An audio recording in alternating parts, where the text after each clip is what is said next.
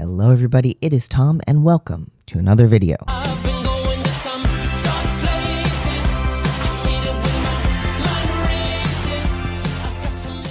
Well gang, we made it. It is finally time for Heartstopper Season 3. Hooray! Before we go into the reaction and discussion and analysis of Episode 1 of Season 3, be warned that I'm still kind of jet lagged and I spent most of this week sick with a stomach bug. So I'm all over the place, which is to say, if I'm spacey, sorry. I'm obviously so excited to be finally diving in to Season 3, which we have been waiting for so very long. And now it is finally here. So we are now going to watch it and talk about it, and it'll be great. So let's do it. Quick note before we begin, if you're new here and you are a fan of Heartstopper content, check out my other videos. I would say the vast majority of my videos are Heartstopper related in some way. And yeah, if you like queer young adult books, I have some of those as well. So, you know, go read them if you'd like. And if not, that's okay too. All right, so let's watch Season 3, Episode 1 of Heartstopper, which is called Love. The fact that Heartstopper is now brought to you by Instagram is not a huge surprise based on how much Instagram has factored into previous seasons, but it makes sense. It makes sense as a collaboration there. So I think it's so interesting that we start off this season with Tori. And I think this really telegraphs the fact that this season is different in that we're given so much more of an equal view of all the different characters. Obviously, Nick and Charlie are our focus, but we get so much more from everybody else as well. It's much more of an ensemble. And I like that we start off. So we have what is meant to be young Charlie and young Tori. And we have a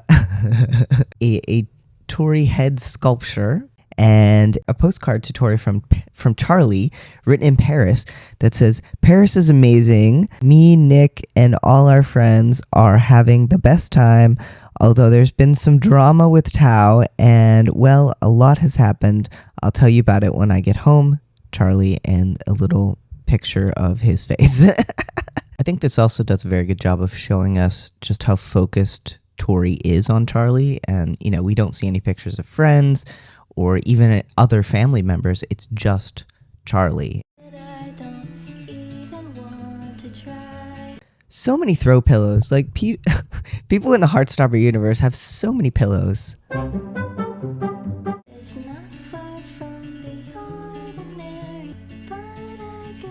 Okay, so we know from the fan that it is summertime and quite warm. I like the turtle plushie. Here's Charlie. His ratty sneakers. Nick, I have something to tell you. So we did see a glimpse of this scene previously. Charlie practicing, telling Nick he loves him in the mirror. Of course, in the comics, it's Tori and Oliver who burst in on him while this is happening. I love you. I'm in love with you, and I just wanted you to know. And really, this is a perfect continuation from where we left things off last time, which was Charlie, like, literally typing "I love you" into a text message and then just ultimately deciding not to send it. I'm properly in love with you. And I want you to feel the same way too eventually. I don't want you to feel pressured to... Stop spying on me. Stop declaring your love so loudly then. I'm shocked you haven't said it already. I don't want him to have to say the awkward "I love you" too because he feels obligated to. You don't think he feels the same? He's literally obsessed with you. He is, it's true. We're going to the beach today, and then he's on holiday for 3 weeks, so... So tell him today. No. Yes. Don't argue with your sister Charlie, she knows what she's talking about. Okay, and here's the clip we got before of Charlie going to the door. Hi. Obviously, I loved seeing this clip when we got it, but I almost wish that we had not gotten this clip because it's the first time we see Nick and Charlie in Season 3, and it would have been nice for that to be, like, fresh and new so we can have, like, the butterflies when it happens. I mean, not that I'm not having the butterflies, even so, but, you know. Hee hee hee. What? Never seen you in a vest before. I've never seen you in a cap before.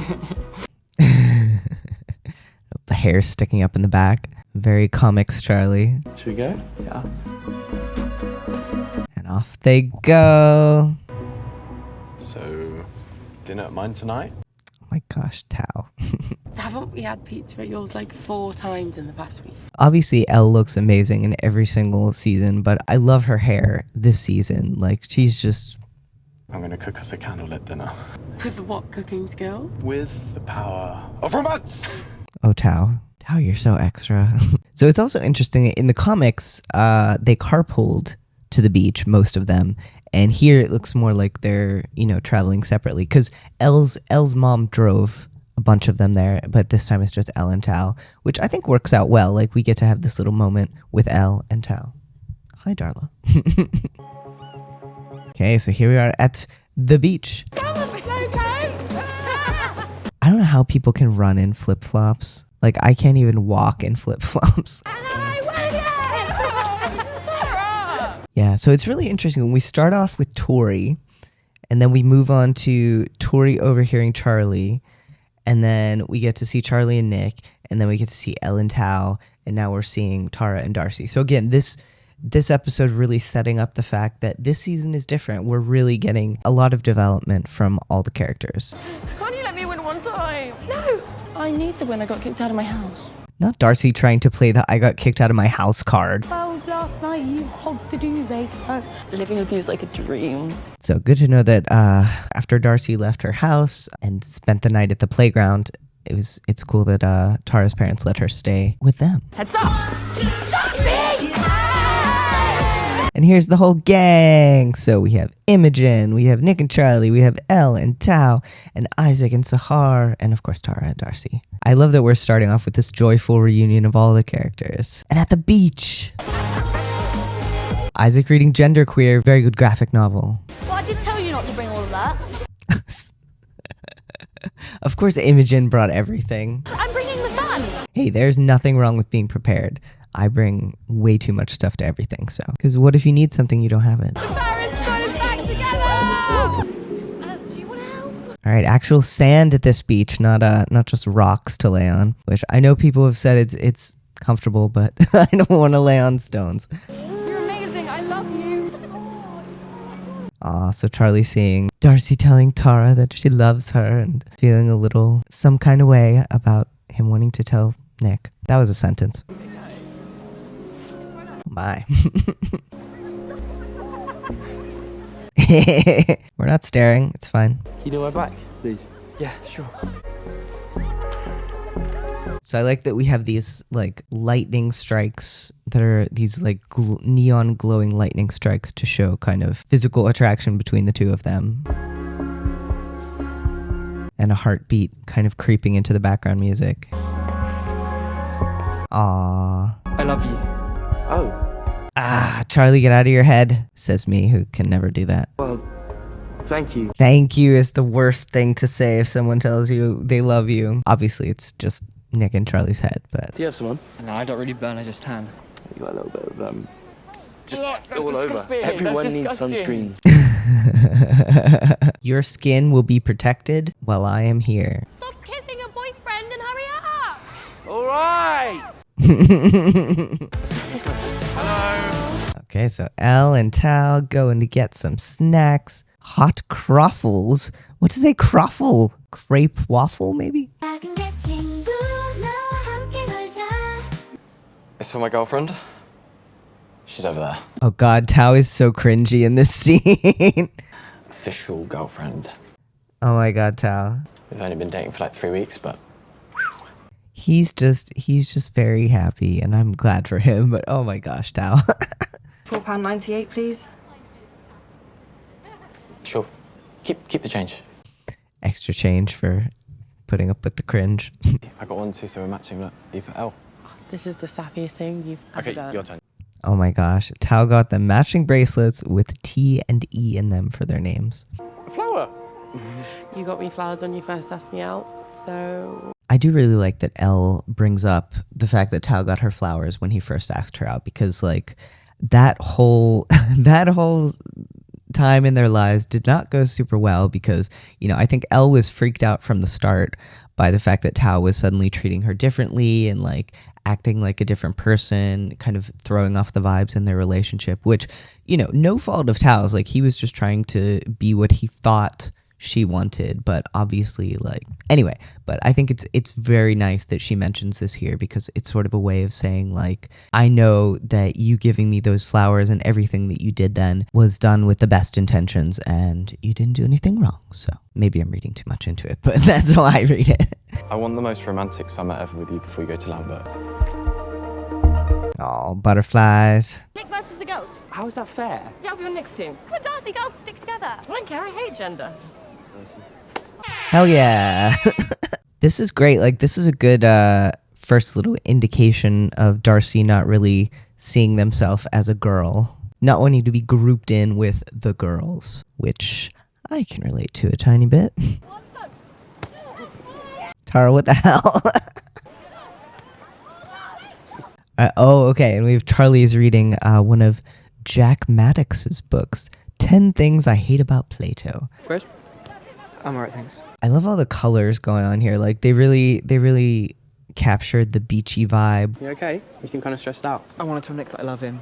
You know I get stressed out of this stuff. Oh, yes, I am very aware. Well, why don't you just sit here staring at him all day instead, then? Isaac with the snark.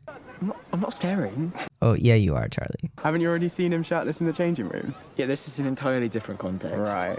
I don't really get the appeal. I don't really get the appeal. Like, that could so easily have translated to, like, ugh, Nick, ugh. But no, obviously that's not what Isaac means. What, with anyone? No, not really. I'm glad that Charlie was tracking with that and, like, realized what Isaac meant. Never seen someone really attractive and just felt like butterflies. No. I love that they're having this talk. I think it really makes sense for Charlie to be the one that Isaac talks to about this first in the friend group. Because Charlie is just the perfect person to understand. I think I'm immune. So the way Isaac tries to make it into a joke at first, and then you see it kind of, the mirth kind of fade off of his face because it's obviously a serious subject to him.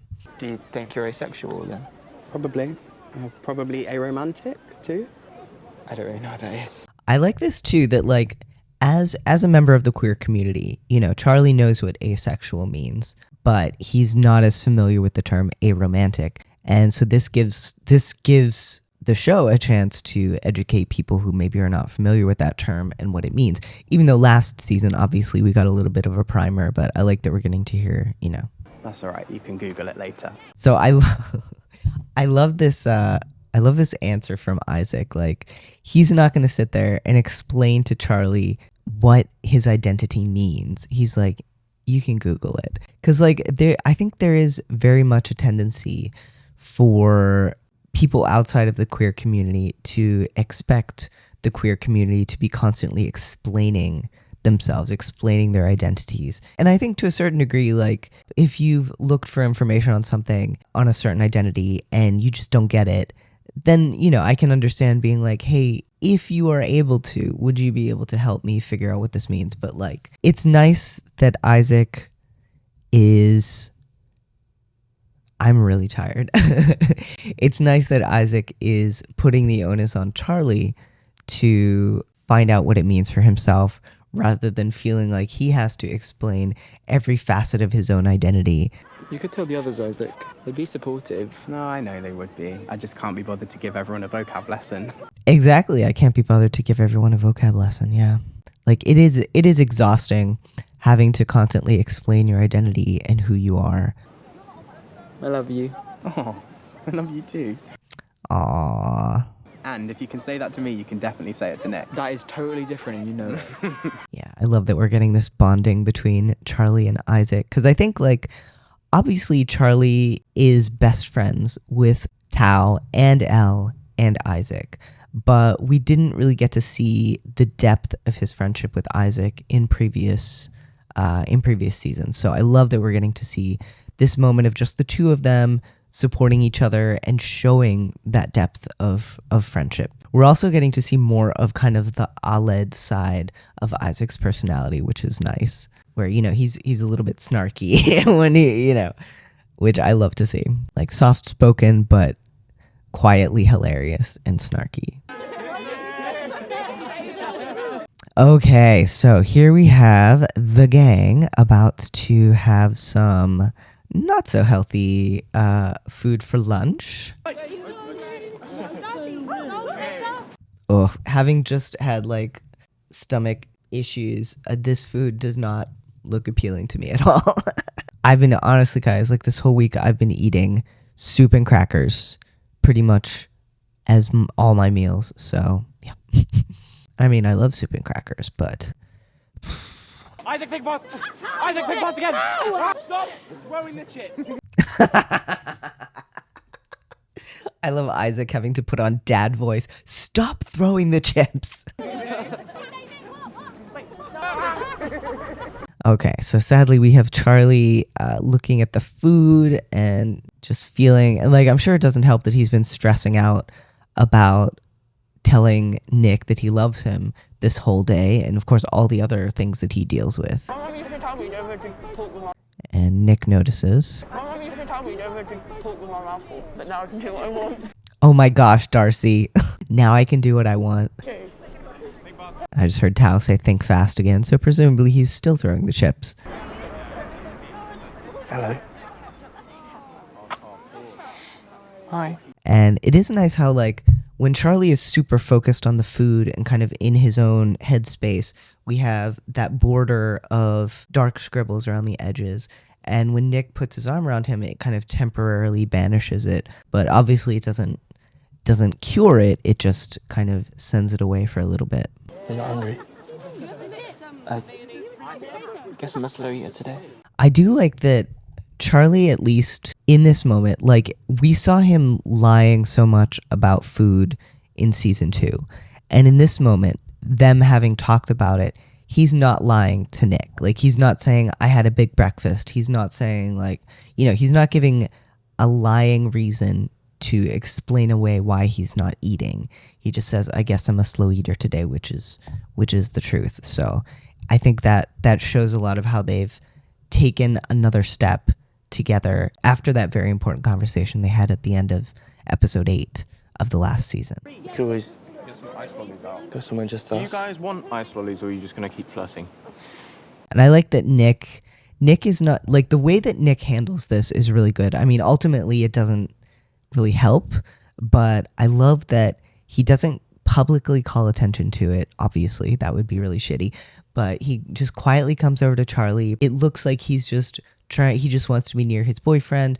They're talking in quiet tones that no one can overhear, and Nick suggests them going somewhere less public so that maybe Charlie will be able to eat something without the pressure of everyone around them. So I think Nick handles this situation extremely well. It's just unfortunate that, you know, it's just not, Charlie just can't right now. We're all full up, actually. Sorry.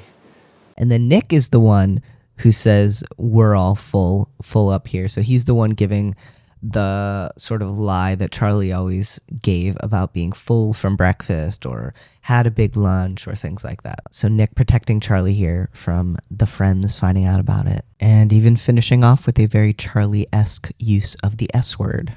Oh, Tao, you're probably not going to see her for 5 whole minutes. Oh, are you going to be okay? Not them razzing on Tao. We're having our summer of romance. What is oh my god, Imogen's taking selfies in the background. Of course she is. Of course she is. Don't worry, the honeymoon period won't last forever. It might. Charlie, I hope you're not also having a summer of romance, or I'm going to be one of my own. Isaac is like, please save me from all of this romance. Oh, Tao. Yeah, so obviously Tao kind of worried here about the fact that he could lose Elle after she goes to Lambert, and once, I think he thinks that putting as much romance as possible into this summer will somehow, like, prevent Elle from leaving him. So, how's life living with your girlfriend? All right, so we get Nick and Tara now. I really like it when we're mixing up all the characters and just getting to see different people interacting with different people in the friend group. That's good. She might be moving out soon, though. Chatting to her gran a bit on the phone, and she wants Darcy to live with her. Gran, or I think they called her Nan in the podcast, but Gran or Nan, whoever she is, we love her. Not that I want Darcy to move out or anything, it's just been a bit, I feel bad. When someone you love's in trouble, do anything to help them. They are really having a very similar sort of situation here, Nick and Tara, where both of them are trying to support their partners during a really difficult time, and it's weighing on them a lot.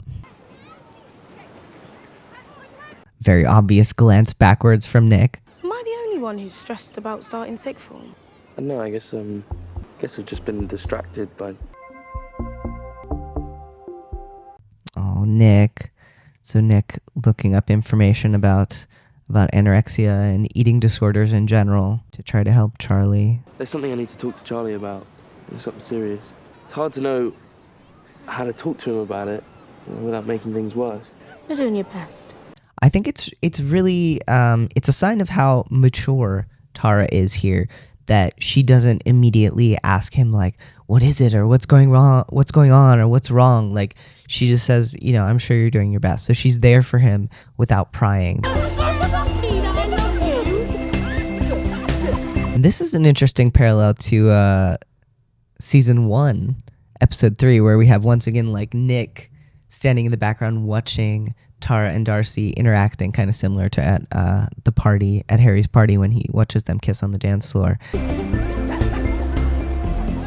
And then we see him look back at Charlie, the person he loves, who is, I gotta say, like, I'm sad that Charlie feels like he can't go in the water because of his body issues and everything else that's going on. But I love that Isaac has a reading buddy. Like, poor Isaac is always stuck all by himself, just reading. Not that there's anything wrong with being by yourself and reading. I do it all the time. But I really like that Charlie is there too, that they're just, quietly together. Like, I feel like this is so much of their friendship. Like, I could see them just going over to each other's houses and just sitting in a room together and reading, and occasionally like exchanging some chat, but otherwise just mostly reading. And it's really nice. Oh, Nick.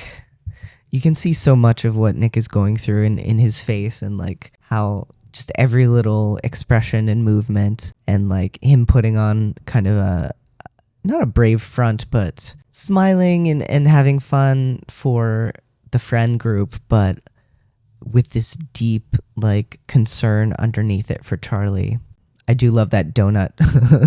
Yeah, just let the sea wash your concerns away. And now it's time for a commercial break. I hate this Netflix. Gang is making sandcastles, and we have, this time even Isaac is in the midst of it all. So the whole gang, except for Charlie and Nick, are all gathered together making sandcastles. It's also interesting that the lyrics here are, all my friends are happy, healthy, and well-adjusted, as we have Charlie, from a distance looking at his friends who seem to be so happy and healthy and well-adjusted, while he probably feels like the farthest from that it is possible to feel with all of his, he's suffering from an invisible illness, which so many of us with mental health issues do, and it can be hard seeing other people seemingly getting through life so easily when for you it's just such a struggle every single day. And Tao, poor Tao. Yeah, so as we suspected, this scene in the trailer is not when Nick says, "Hi, Charlie." He doesn't say it here. It was a lie. It was a trailer lie. Come and see with me. I really don't want to take my shirt off. Okay, we'll keep it on. We're dry in the sun. Another example of Nick doing exactly the right thing here. Charlie says, "I don't want to take my shirt off." Nick does not say, "Oh, that's silly. Oh, just take it off." He just says, "Okay, leave it on," and holds out his hand, and off they go. Charlie in his blue and yellow. I wish it was a little bit colder, actually. Aw, and them holding hands as they go out.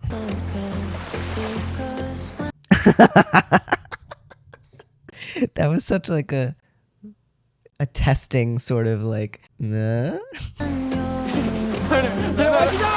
Nick's like, all right, now it's on. No, Nick, I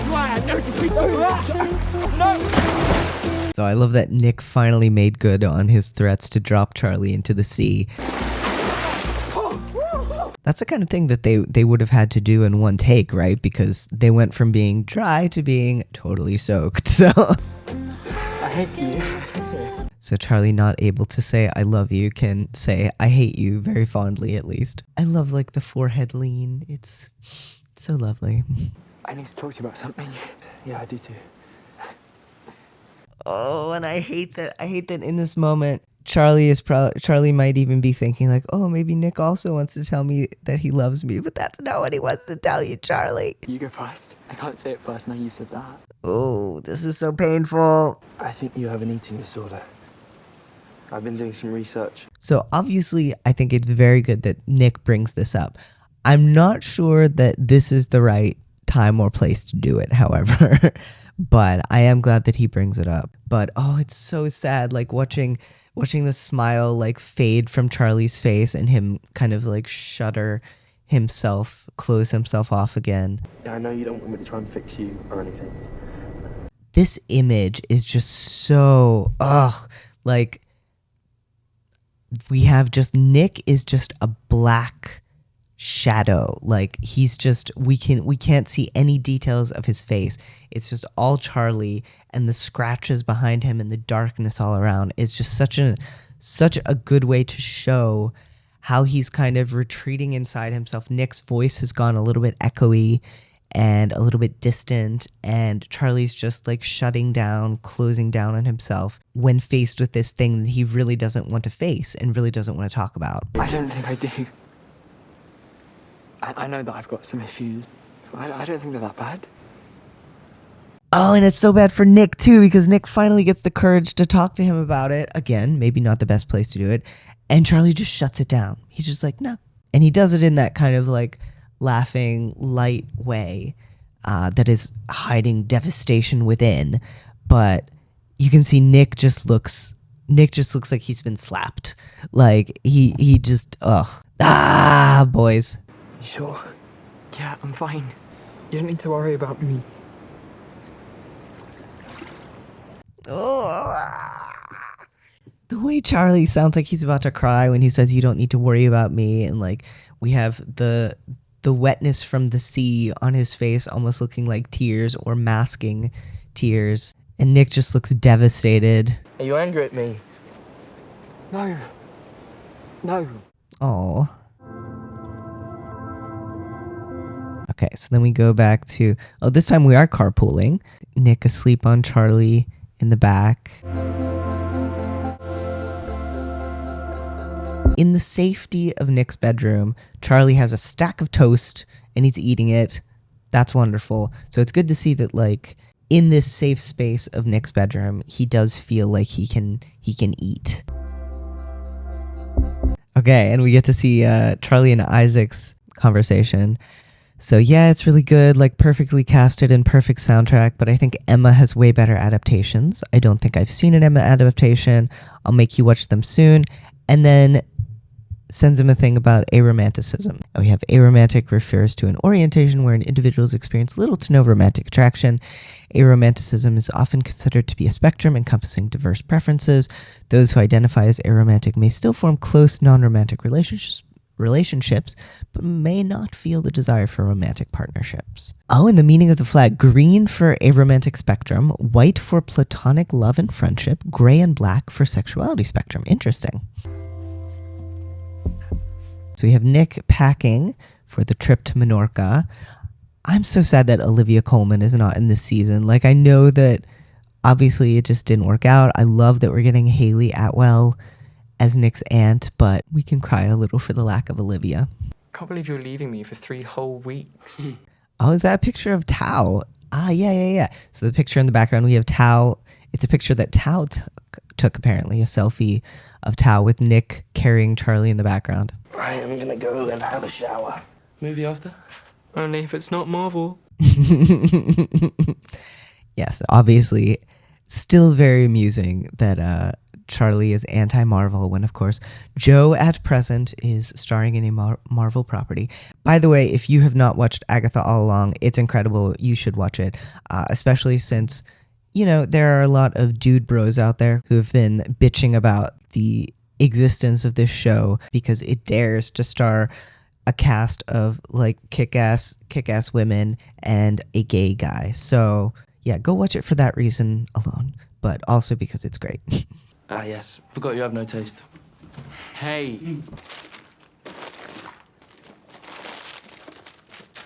Darcy just throwing shit on Tara's floor. I think the beginning of the scene does an excellent job of showing us without words that Tara is not super vibing with the fact that she and Darcy are living in the same place right now. Like, she loves her so much, but like, it's a lot to suddenly have someone living with you, even and maybe especially someone you love. What's wrong? Maybe you should try living with your gran. You might have more space if you lived with her. I don't need more space. I love you so much. But I think we need some personal space too. I need some personal space. I think it's very good to normalize this kind of conversation between romantic partners of like the idea that just because you're in love with someone does not mean that you don't also need some space and some time alone sometimes, especially if you are an introvert like moi, who needs time to recharge and needs time to just be completely alone sometimes. Like, I think a lot of the time there's this idea that if you really love someone, you'll want to spend all your time with them. You won't mind them being in your personal space all the time. But I don't think that's true. Like, you can be deeply in love with someone, but still need your own personal space. And I love that Tara brings this up and tells Darcy about this in the most sensitive way possible, reassuring her that she loves her, she loves spending time with her, but she needs some space. So Maybe you could just try it because It's okay. We'll try it. I'll call her. And I'm glad that Darcy responds to this in a mature way and does not, like, if this were any other show, this would be a huge argument and like Darcy would storm out and be like, fine, I won't stay here anymore and just leave. But instead it goes, you know, maturely. I'm sure Darcy is sad because clearly like they are not having this issue. Oh no, Tao. Boy, are you sure you don't need any help? I'm making dinner for my girlfriend. Thank you, Mom. Please don't burn down my house, huh? I'm so glad we get to see Tao's mom again. Poor Tao. Tao, how do you mess up pasta? Like, how do you mess up pasta? Okay, we can just order pizza. No, I promised you a summer of romance, and we're going to have a romantic candlelit dinner. I think pizza is plenty romantic. Like, give me a candlelit pizza dinner. I'm down. So we can have a romantic candlelit Domino's.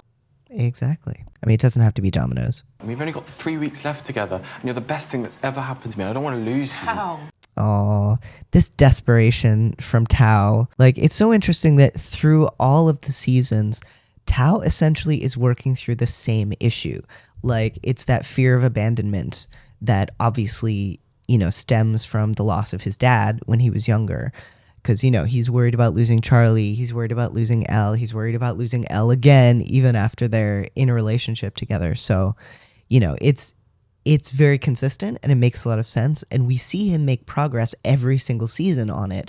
But, you know, you can't just snap your fingers and have that kind of deep-seated fear go away. I think it's very realistic that he's still trying to deal with it, even at this point, when he's in such a better place. Can you just calm down for a second? Thank you for turning off the stove prior to leaving the kitchen, Tao. I really appreciate it, and I'm sure your mom does too. Nothing's going to change, okay? I mean, I wouldn't say nothing's going to change, but in terms of how much you love each other, yeah. You don't have to be constantly trying to impress me. Yeah, that's really interesting too, because that's very much where Tao went wrong on their first date, because he was trying so much to impress her, trying so hard to be something he wasn't. I was wondering how they were going to lead up to Charlie making the decision to tell Nick that he loves him. And I like how they do it here, where like we have him looking at these pictures on the wall and remembering the moments, and I guess kind of just being reminded of the fact that like how much he loves Nick and how clearly Nick loves him back. Oh, and we have the bye flag right next to it. Nice. I'm glad Nick has some bye merch. Very important.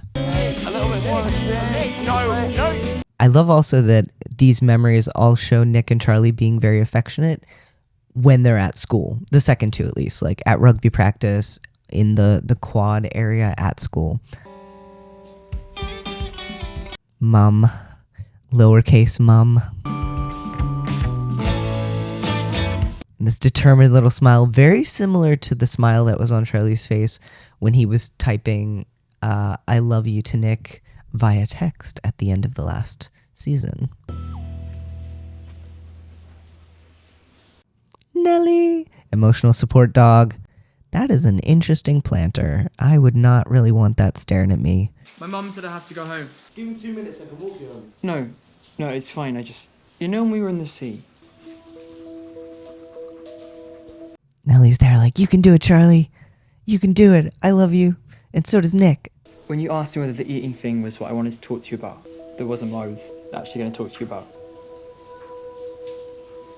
We're wasting water. I was actually going to say that I love you.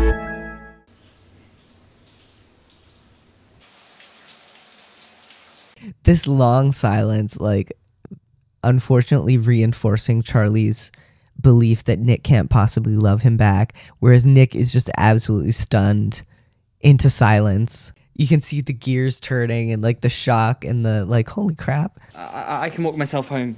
Bye. And then Nick snaps out of it and is like, oh shit. Wait.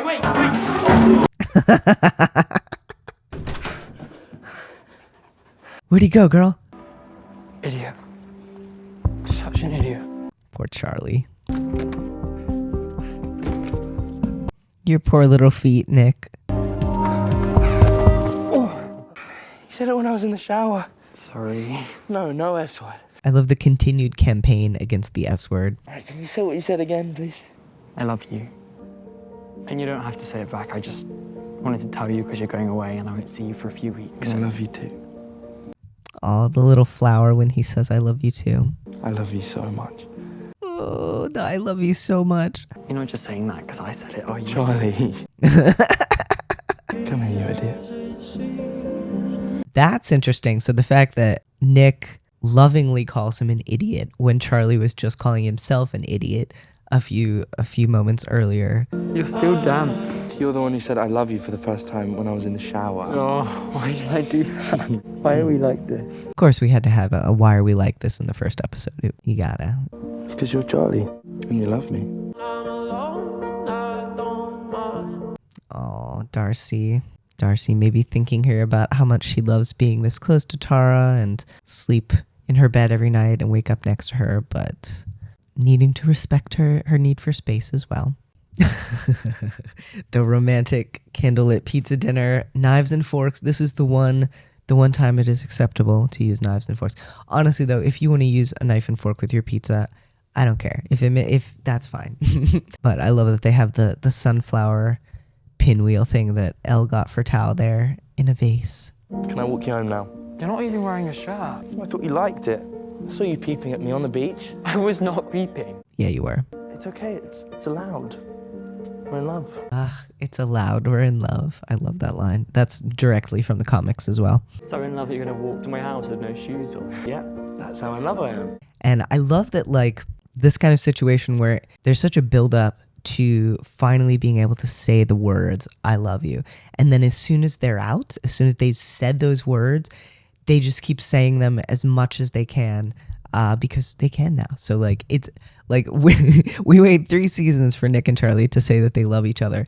And then in the span of, like, 30 seconds, they say it, like, 25 times. Obviously not 25, but, you know. I think you'd do the same for me. Yeah, I would. That's the end of the episode. Okay, so that was the end of episode 1 of season 3 of Heartstopper. So, yeah, I adored that episode. I think it was a wonderful way to get us into the season. And, you know, as I said, like, it's very different. Like, this is very different from the previous seasons because we have so much more of a focus on all the characters, like the ensemble, rather than just Nick and Charlie. Nick and Charlie are still our main focus, but we have a lot more space for the development of the other relationships too. And I think that's great because, you know, obviously Heartstopper does such a great job of showing us so many different kinds of queer people, so many different members of the queer community, and the fact that we get to delve more deeply into each of those characters and each of their relationships, I think that's really great. And I also love that we're not only focusing on romantic relationships, we're also focusing on the friendships. Charlie and Isaac, we got to see a lot of in this episode. Nick and Tara, we get to see. Of course, Charlie and Tao, we've seen before, but all of the wonderful relationships that we have in the show. So, yeah. Okay, so that's going to do it for this reaction. And yeah, I thank you very much for your patience with me as I get these reactions and analyses out to you, because, you know, recording them takes time, editing them takes time, doing the captions for them takes time, even when I'm not jet lagged and recovering from being sick. So yeah, thank you in advance for your patience with me. So let me know, what are your thoughts? What did you like about this episode?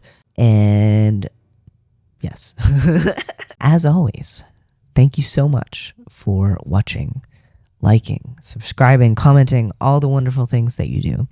And a huge thank you to our patrons who are amazing, spectacular, awesome, wonderful, all the good words. And a shout out to our Nick Nelson members, Kelly Walker, Paul Z, Kent Smither, Kim Engel, Lauren Javier, Mark Walker, Sarah Parker Schemmelt, and Courtney McAlexander. So have a wonderful rest of your day or night or whatever time of day it may happen to be. Darla's right there. What do you have to say? What do you have to say to the people? She's like, it's very bright up here and I'm not sure I like this. All right, but have a wonderful rest of your day or night or whatever time of day it may happen to be. I'll see you next time. Okay? Bye.